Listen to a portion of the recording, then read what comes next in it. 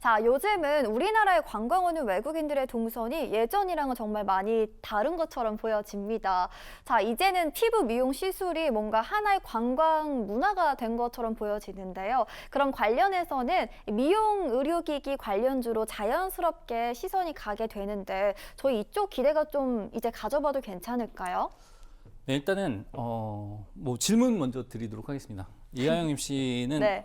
피부과 자주 다니시나요? 네, 가끔 필요할 때 갑니다. 네, 저는 여태까지는 잘 안 다니다가 네. 이제 좀 나이가 있다 보니까 주위에서 좀 다녀보라 이렇게 얘기를 해서 최근에 많이 다니고 있는데요.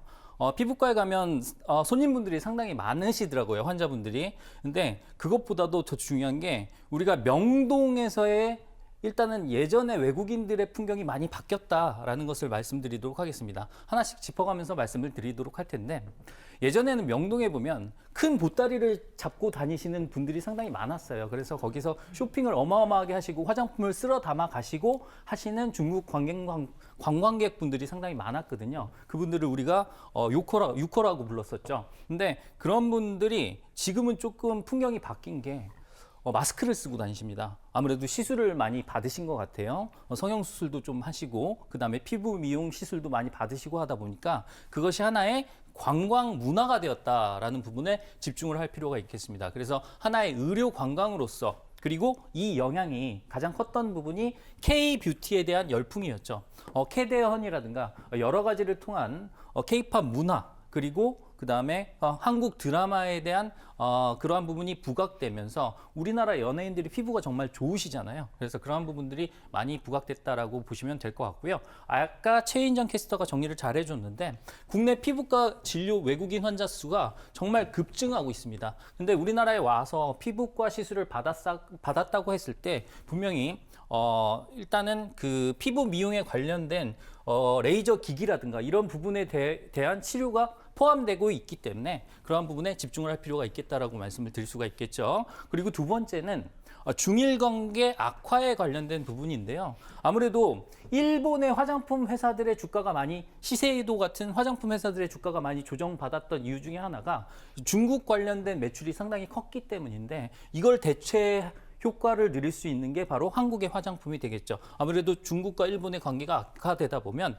대체제로서 한국의 화장품을 찾을 수 있다는 부분을 참고하실 수 있겠고요. 그리고 중일 관계가 악화되다 보니까 일본으로 여행을 갈 수 있는 그러한 중국 분들이 한국으로 지금 많이 들어오고 계십니다. 그래서 그러한 부분에서 봤을 때 의료 관광과 연계해서 오시는 분들이 많기 때문에 여기에 관련된 매출이 꾸준히 발생하고 있다는 부분에 집중을 할 수가 있겠죠. 이게 바로 내수에 관련된 부분입니다. 그래서 미용 의료기기에 대한 내수 판매가 계속 진행되고 있다는 것을 참고를 해주시면 되겠습니다.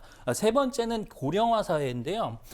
특히나 지금 소득의 양극화가 상당히 심해지고 있는 와중에 고령화 사회를 맞이하고 있다 보니까 지금 피부에 대한 피부 노화에 관련된 관심이 상당히 커지고 있다는 부분을 집중하실 필요가 있겠죠. 그래서 나는 조금 젊어 보이고 싶어 라는 분들이 상당히 많기 때문에 이러한 부분에서 피부과 시술을 찾는 분들이 상당히 많이 있습니다. 그래서 조금 이따가 좀 더 자세하게 설명을 드리도록 할게요. 이런 부분을 참고를 해주시면 되겠고요.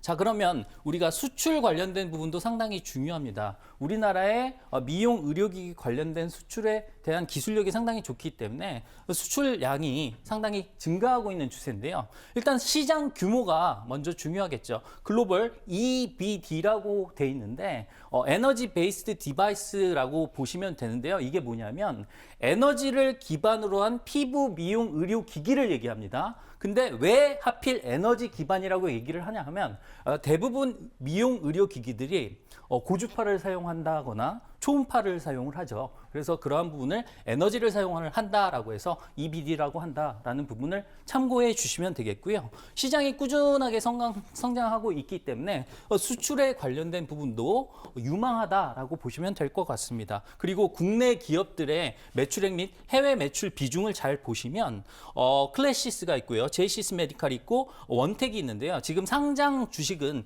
클래시스와 원택이 있습니다. 그래서 얘네들의 지금 매출액을 딱 보면은 수출 비중이 상당히 높고 매출액도 상당히 크다라는 부분을 참고를 하실 수가 있겠죠. 그래서 클래시스 같은 경우에는 상당히 높은 매출액을 기록을 하고 있고요. 수출 비중도 80% 가까이 기록을 하고 있습니다. 그래서 이러한 부분에 우리가 집중을 하면 되겠다라고 말씀을 드리도록 하겠습니다.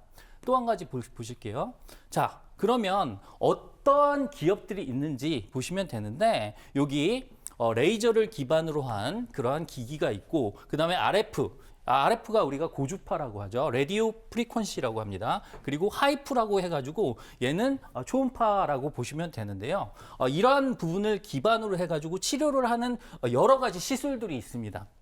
근데 저는 시술 이름들은 제가 잘 알고 있는 시술 이름은 뭐 울세라라든가 슈링크 이런 것들은 잘 알고 있는데 다른 것들은 좀 생소해가지고 이하영 MC한테 한번 물어볼까요? 뭐 네. 써마지라고 들어보셨나요? 네. 이게 뭐 하는 거죠? 약간 탄력 관리라고 저는 알고 있어요. 네, 역시 저보다 전문가시네요. 피부 탄력 회복이라고 이게 딱 써 있습니다. 네. 그리고 모공 흉터 치료 피부 탄력 회복은 뭐 인모드라고 돼 있는데 인모드가 회사 네. 이름입니다. 인모드의 모피우스라는 시술이 되겠고요. 이 밑에 나온 게 기계다라고 생각을 해주시면 될 것 같습니다. 그래서 우리가 울세라라든가 클래시스의 슈링크라든가 이러한 부분들의 상당히 익숙한 이름들을 잘 보실 수가 있는데 가격이 싸지는 않은 것 같아요. 그래서 사실 이런 기기들에 대한 그러한 수요들이 계속 일어나고 있다라고 보시면 될 것 같습니다. 그래서 피부 미용 의료기기에 대한 기업은 우리나라에 원래는 루트로닉이 상장이 돼 있었는데 자진 상장 폐지를 했어요. 그래서 주가가 많이 올랐었는데 자진 상장 폐지라는 건 남들한테 공개하지 않겠다라는 겁니다. 안 좋아서 상장 폐지가 된 게 아니라 내가 스스로 기업을 감출게라는 의미다 보니까 얘는 오히려 주가가 올라갔고요. 지금은 없는 기업입니다. 그리고 원택 같은 경우에 상장 기업이고요. 그다음에 클래시스가 상장 기업이다. 이렇게 말씀을 드리도록 하겠습니다. 그래서 이렇게 보시면 되겠고, 자, 그러면 투자 포인트를 한번 정리해 보도록 할게요. 아까 말씀드렸다시피 K-뷰티 열풍으로 지금 의료 관광이 성행되고 있습니다. 거기에 관련돼서 내수와 관련된 부분이 지금 올라가고 있다라고 보시면 될 것 같아요. 그래서 일단은 아까도 말씀드렸다시피 우리나라에 와서 피부과 시술을 받는 분들이 많다 보니까 피부과에서도 그 기계를 가지고 있지 않은 피부과가 없을 정도로 이렇게 성행하고 있다는 부분 참고를 해주시면 되겠고, 두 번째, 내수와 수출 시장이 동반 성장하는 그러한 그림을 우리가 볼 수 있겠다라고 말씀을 드릴 수가 있겠죠. 아까도 말씀드렸다시피 수출 비중이 정말 높습니다. 그러면서 내수도 수출도 지금 꾸준히 동반 성장을 하고 있다. 라고 말씀을 드릴 수가 있겠고요. 그 다음에 피부 미용 의료기기를 써보신 분들은 아시겠지만 카트리지라는 것들이 있습니다. 그래서 장비를 판매하고 나서 그 장비를 판매하고 나서 끝나는 게 아니라 우리가 뭐 몇 샷을 쏜다라고 얘기를 하는데 그 샷을 쏠 때 카트리지라는 게 있기 때문에 유지하고 보수하는데 그런 부분들이 소모품으로 계속 소비가 될 수밖에 없습니다. 그래서 플러스 알파의 매출액이 발생할 수밖에 없다. 이런 부분들을 참고한다라고 한다면 피부 미용 의료기기는 정말 시장이 꽤 괜찮구나라고 생각을 해주시면 되겠고요. 지금 한중 정상회담 중이잖아요. 지금 한중 정상회담을 하고 있다라고 했을 때 여기서 또 수혜를 받을 수 있는 부분이 이겁니다. 의료기기 같은 경우에는 수출을 할 때 제약이 상당히 많습니다. 특히나 중국이라는 나라는 장벽이 좀 있죠. 수입에 대한 장벽이 있기 때문에 그런 장벽을 깨야 돼요. 그런데 지금 아까 말씀드렸던 클래시스라는 회사가 중국 시장을 뚫으려고 막 하고 있습니다. 그래서 거기에 관련된 중국의 최초로 미용 의료기기를 수출할 수 있는 그러한 기회를 노리고 있다라는 부분을 참고를 해주시면 되겠고요. 우리나라가 지금 중국과의 경제 협력을 통해서 뭔가 수출과 관련된 FTA 체결이라든가 이런 부분들이 성사가 된다라고 했을 때는 당연히 수출에 관련된 부분이 수혜를 받을 수 있다. 이렇게 보시면 될 것 같아요. 그래서 그러한 부분을 참고적으로 보시면 되겠고요.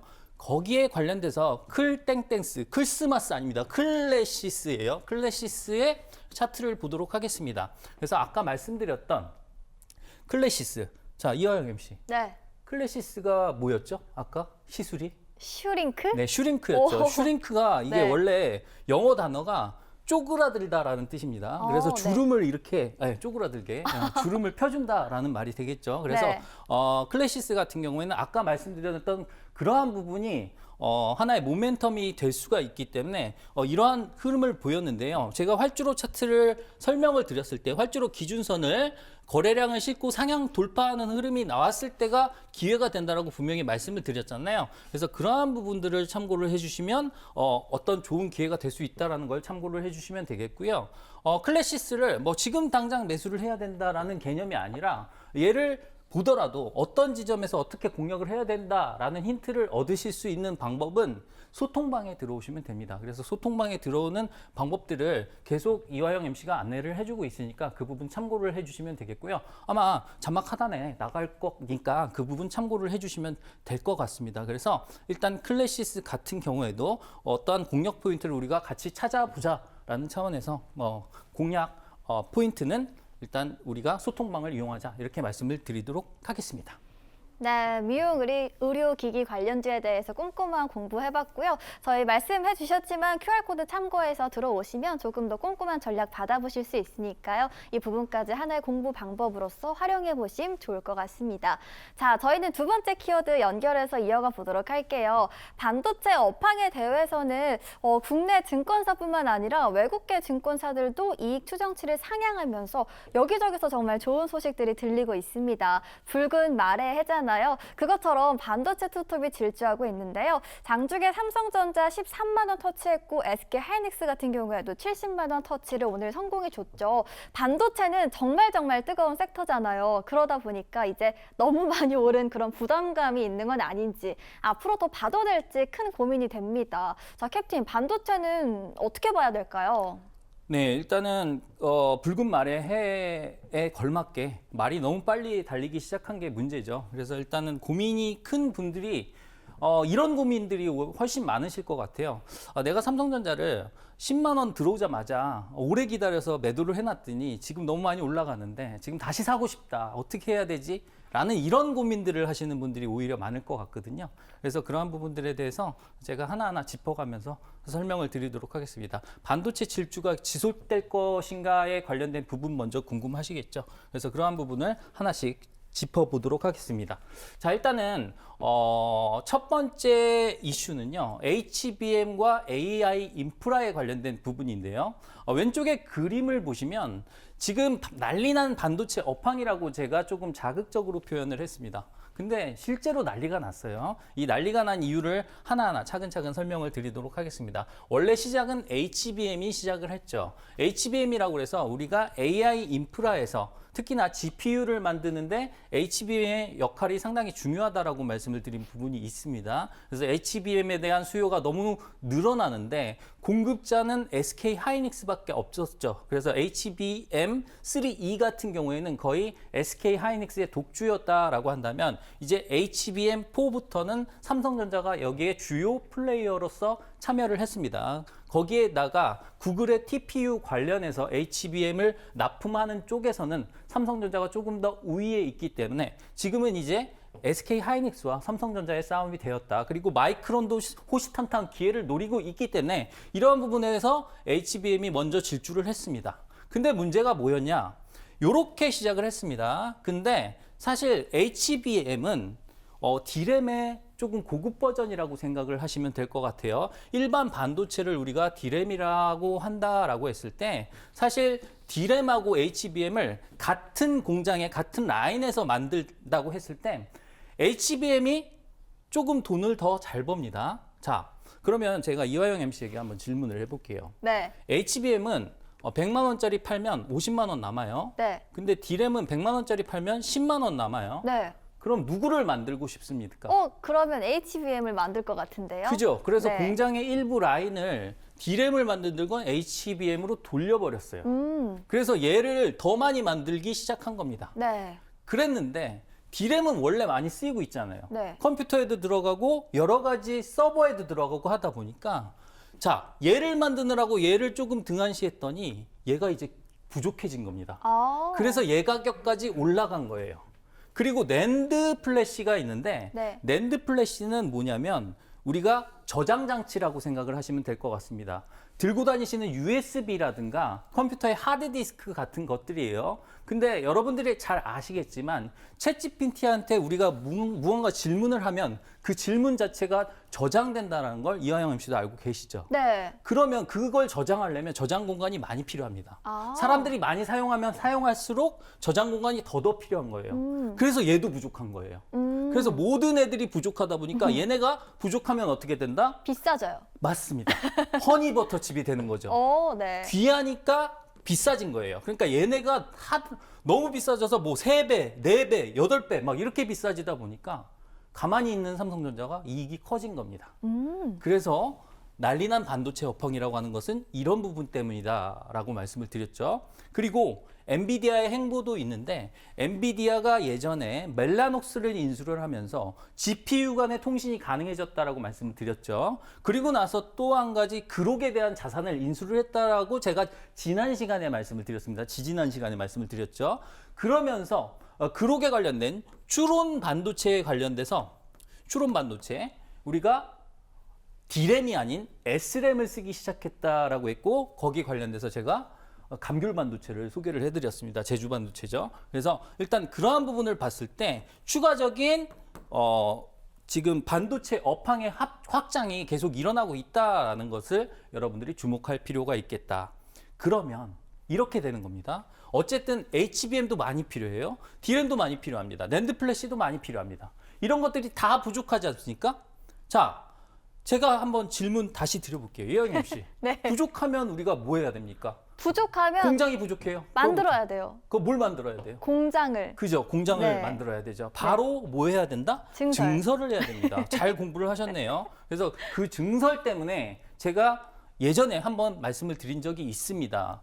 유행했던 드라마의 모티브를 가져와서 평택 용인 증설 소부장 이야기라고 말씀을 드렸죠. 우리가 증설을 하게 된다라고 했을 때 공장을 짓게 되면 거기 장비가 들어가고요. 그 장비에 들어가는 소재 부품들이 또 더 많이 쓰이게 돼 있습니다. 그래서 P5 공장이라고 해서 여기가 평택이잖아요. 평택 5공장을 원래는 2030년까지 만들기로 한 거를 2027년 5월에 준공하겠다라고 삼성전자가 발표를 했습니다. 그러면 공장 땅을 파고 공장을 짓고가 중요한 게 아니라 그 안에 장비가 들어가야 됩니다. 그래서 그것과 관련돼서 소부장이 당연히 움직임이 있어야 된다라고 말씀을 드렸고 오늘도 많이 움직였습니다만 추가적인 상승세 분명히 나올 수 있으니까 그 부분 집중해야 된다라고 말씀을 드렸고요. 그리고 SK 하이닉스 같은 경우에는 용인 반도체 클러스터 관련해서 원래 기존의 계획인 120조에서 600조 단위로 투자 금액을 늘린다라고 말씀을 했습니다. 그래서 그러한 부분 봤을 때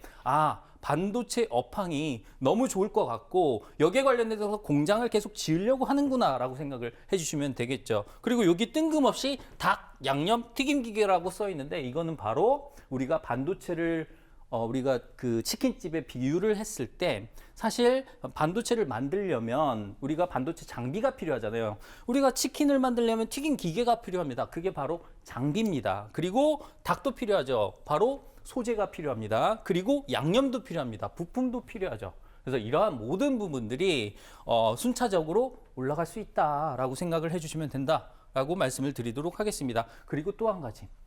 코스닥 붐업 관련해서는 사실 소부장 관련 종목들은 코스닥 시장이 상당히 많습니다. 그러다 보니까 오히려 지수 차원에서 우리가 소부장 관련주를 좀 더 집중할 수 있겠다. 삼성전자, SK 하이닉스가 안 좋다는 얘기가 아니라요. 걔네들은 충분히 많이 올랐습니다. 근데 그 뒷단에 있는 애들이 올라올 때가 됐다라고 생각을 해주시면 될 것 같습니다. 그래서 그러한 부분을 참고를 해주시면 되겠고요. 그럼 반도체 투자 포인트를 짧게 짚어보도록 하겠습니다.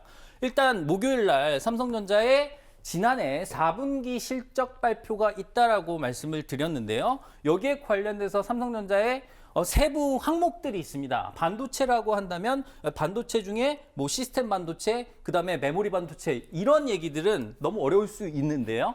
이따가 그래서 제가 반도체 기초 교육까지 준비를 했으니까 끝까지 잘 시청을 해주시면 되겠고요. 그래서 삼성전자의 실적 발표 관련해서 우리가 향후에 삼성전자가 어떻게 된다라는 부분 참고를 하실 수가 있겠고, 이번에 실적이 만약에 분기 실적이 20조가 넘게 나온다라고 한다면 추가적인 상승 분명히 가능하다. 이렇게 보시면 될 것 같습니다. 그리고 중요한 게 소부장의 실적 추정치가 중요한데요. 소부장 관련주의 실적 추정치를 추적하는 게 중요하다라는 얘기는 이겁니다. 만약에 삼성전자가 증설을 본격적으로 하고 거기에 관련된 장비에 대한 수주가 발주가 되잖아요. 그러면 당연히 추정치가 변경됩니다. 이거는 증권사 보고서를 통해서 우리가 체크를 할 수가 있겠고, 이런 부분들은 제가 다 체크를 하고 있으니까 이따가 소통방에서 참여해 주시면 될 것 같고요.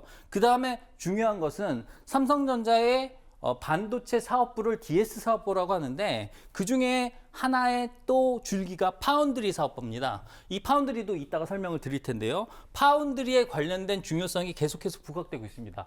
왜냐하면 파운드리 최강자는 대만의 TSMC인데요. 얘네는 지금 과부하가 걸려있는 상태이기 때문에 제2의 TSMC를 찾는 빅테크들이 많아졌단 말이에요. 그럼 삼성전자가 잘해야 되겠죠. 그래서 파운드리에 대한 중요성이 부각되다 보니까 이러한 부분을 우리가 집중할 필요가 있겠다. 그래서 관련해서 팹리스라든가 디자인하우스에 대한 관심도 필요한데, 이러한 부분들을 이따가 교육 시간에 다시 한번 자세히 설명드리도록 하겠습니다. 그리고 지난주 기념품이었던 감귤반도체, 제주반도체를 제가 재미있게 표현을 했었는데요. 제주반도체 같은 경우에는 지난주 요 자리였죠. 요 자리였는데 제가 방송에서 말씀을 드리고 소통방에서도 언급을 드린 이후에 주가의 상승세가 상당히 크게 나오고 있는 시점이고, 오늘도 지금 주가가 크게 상승을 했던 것을 제가 아까 확인을 했는데요. 이러한 부분 참고를 해주시면 되겠습니다. 네, 그렇다면 캡틴. 자, 오늘 기념품은 어떤 종목일지 궁금해지는데요. 네. 어떤 일단은 종목이에요? 오늘 기념품은 제가 특별하게 아까 말씀을 드렸어요. 이미 노출을 해버렸습니다. 미용 의료기기 쪽이고요.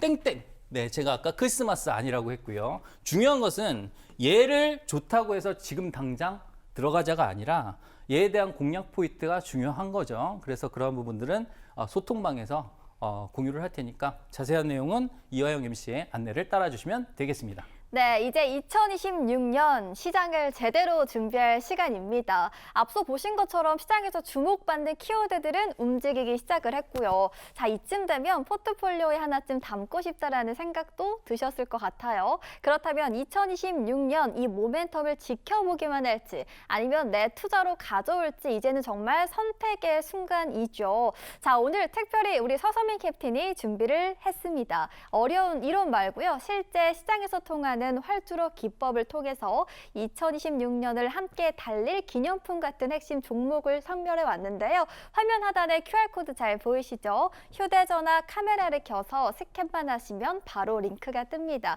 클릭을 한 번만 딱 해주시면 바로 참여 가능하고요. 참여를 하셔서 기념품 같은 핵심 종목도 즐겁게 활용해 보시길 바라겠습니다. 자, 그렇다면 QR코드로 입장 가능한 소통방 들어오시면 뭘 얻어가실 수 있냐 궁금하시죠? 가장 먼저 기념품 같은 기분 좋은 핵심 종목 챙겨드릴 거고요. 저희 수익 비행에 필요한 비법, 전략 모두 공개해 드리니까요. 앞으로의 수익 비행까지도 기분 좋게 즐겨보시면 좋을 것 같습니다. 네, 저는 오늘 서서민 캡틴이 전해드린 교육의 핵심 잠깐 정리하고요. 잠시 후에 돌아올게요.